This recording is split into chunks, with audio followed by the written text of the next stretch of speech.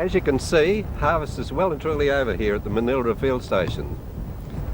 They've been conducting conservation farming trials, and the person who's done the sowing and done the harvesting is John Miller. John, how have you found the results of these demonstration trials? Quite surprising, Don. The direct drill standing stubble, which after a very rough seedbed came out with the best yield. John, would you recommend conservation farming practices to other farmers? Yes, I would recommend that all farmers at least try conservation farming in some form. They can find out from the ways and means of conservation farming from the Department of Agriculture and Soil Conservation personnel. The Conservation Farming Program is a joint venture by the Department of Agriculture and the Soil Conservation Service.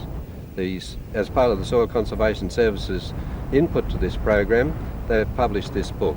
Mr. Peter Charman is editor of the book, and Peter, you might like to tell us the work involved in producing this book.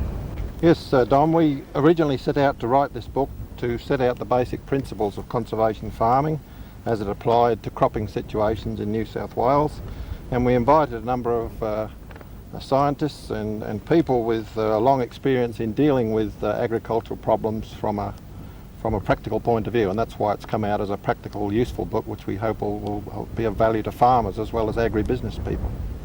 I found it very easy to read. Was that a deliberate attempt on your part?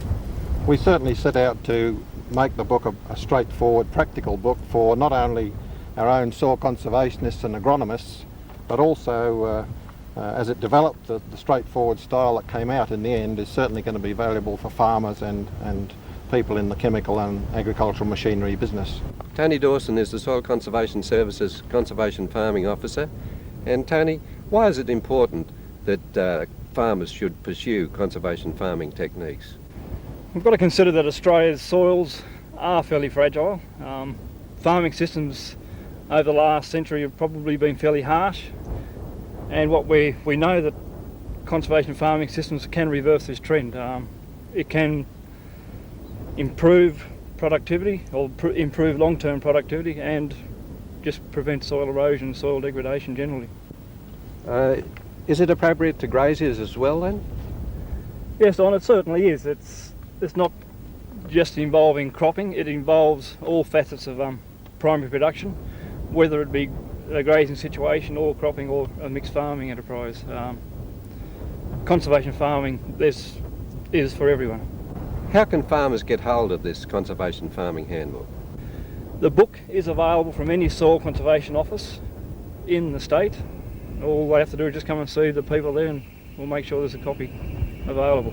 How much is it? The book costs $20. The reason we've had to charge that is probably to sort of defray the cost of the production. It is a good quality book, and it will allow us to produce further material of that nature and quality. All right. Are you ready? John? Okay, What happens if I bush my arm up like that?